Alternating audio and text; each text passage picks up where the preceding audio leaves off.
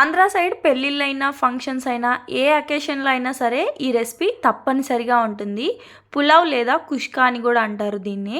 చాలా అంటే చాలా టేస్టీగా ఉంటుంది. వెజ్ కర్రీస్కైనా నాన్ వెజ్ కర్రీస్కైనా ఎందులోకైనా సరే చాలా టేస్టీగా ఉంటుంది. ఇక్కడ 6 kgs రైస్ తోటి పులావ్ చేస్తున్నారు. ప్రాసెస్ ఏంటో మీరు చూసేయండి.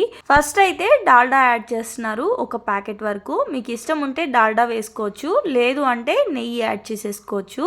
ఇక్కడ ఒక ప్యాకెట్ వరకు డాల్డా యాడ్ చేసి అలాగే కొంచెం ఆయిల్ వేసి కొంచెం నెయ్యి కూడా యాడ్ చేసేసి కాజు వేశారు. కాజు కొంచెం ఫ్రై అయిన తర్వాత బిర్యానీ మసాలాలన్నీ కూడా యాడ్ చేసేసుకొని ఫ్రై చేసేసుకోవాలి.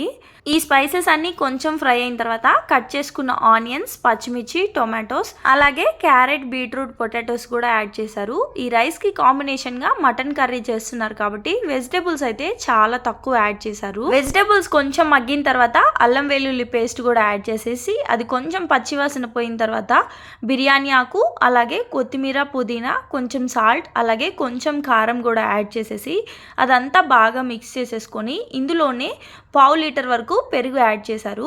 పెరుగు అంతా బాగా మిక్స్ చేసిన తర్వాత గ్లాస్కి 1.5 గ్లాస్ చొప్పున వాటర్ యాడ్ చేసేసి ఈ పులావ్కి మెయిన్ టేస్ట్ అంతా ఒక పౌడర్ రెడీ చేశారనమాట. ఆ పౌడర్ కోసమని ధనియాలు, చెక్క, లవంగాలు, కొన్ని మిరియాలు అలాగే గసగసాలు వేసి అన్నీ బాగా ఫ్రై చేసేసుకొని అందులో తెల్లగడ్డ కూడా వేసి మిక్సీ పట్టేసుకున్నారు.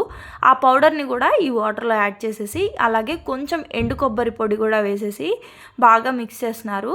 అలాగే ఇందులోనే కొంచెం గరం మసాలా అలాగే ధనియాల పౌడర్ కూడా యాడ్ చేసేస్తున్నారు. ఇక్కడ మా పెద్దమ్మ ఒకవైపు పులావ్ అలాగే ఒకవైపు మటన్ కర్రీ అయితే చాలా ఫాస్ట్గా ప్రిపేర్ చేసేస్తున్నారు.